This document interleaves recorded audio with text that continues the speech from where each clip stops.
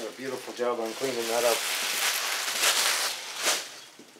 And we'll see what kind of a mess I can make out of this. I already had the pan off once, but I put everything back in place where it was. And if you can see on the pan right here, I put an S on there. That means there's a stud goes in right here. And on this corner, there's a stud here that goes in. And also on the other side I did the same. That way you know where everything goes. Normally I'd have the block completely upside down, but I turned it this way so you can see what I was doing here. Right now I'm just taking all the nuts off. I've already loosened all of the nuts on the rod bearings.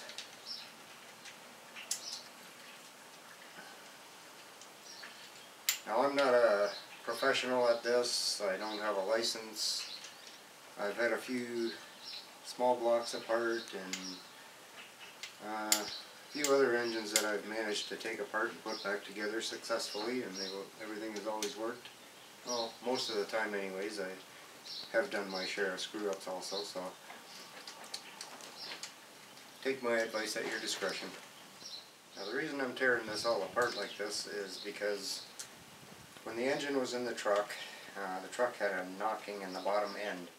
One day my neighbor got stuck out here in the snow, and I took it back and I was trying to pull him out, and all of a sudden my S10 just quit driving. So I'm thinking that the torque converter quit on it, because it just suddenly everything quit. It didn't even try to move, and that's usually a sign of a torque converter going. And I've had the same problem before where I've had a knocking in the bottom end, and I believed that it was a rod bearing, and it turned out it was just a torque converter knocking, because the torque converter quit, and after I put a new one in, the knocking quit. So hopefully that's the case with this one, but I've got everything out, and I might as well just be sure while it's all out. And I've got 2 more nuts left.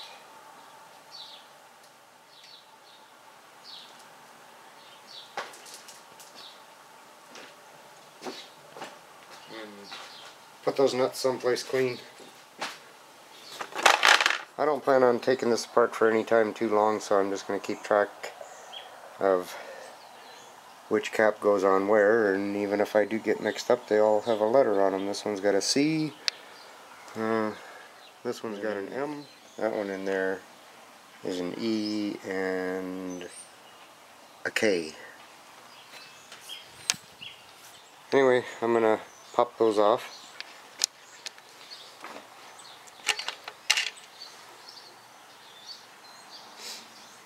Now really all I'm doing is just looking over the bearing and making sure that there's nothing weird about it.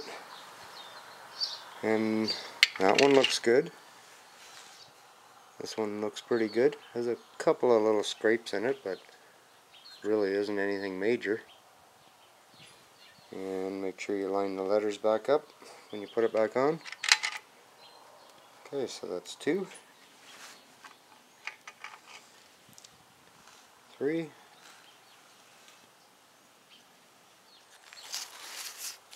Well, if it did have a knock, it would be this one right here.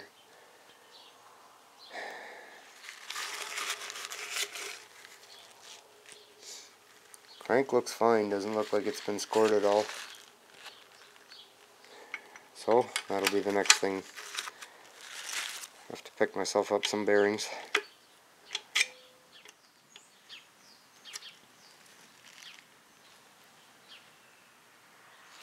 Yeah. And this one here as well. You can see the coating is lost on the tip there. A little bit of scoring. I don't think it's affected the crank yet.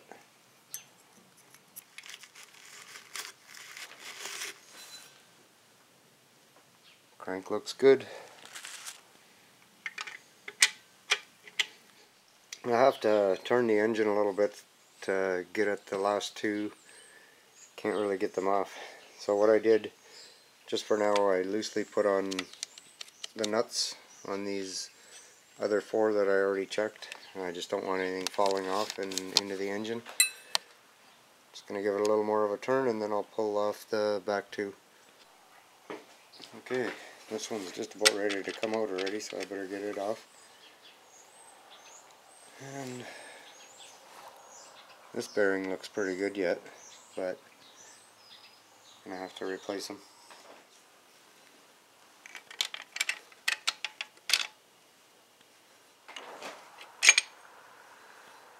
And the last one.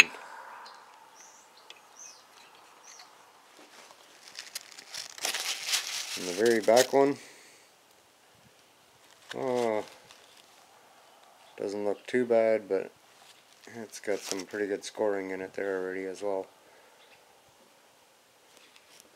Okay, so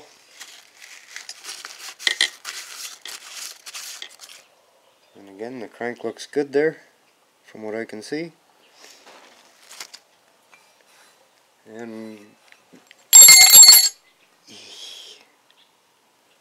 don't drop any parts in there. So that's it for this engine for now, till I get some rod bearings and some gaskets. So it's back to mudding videos.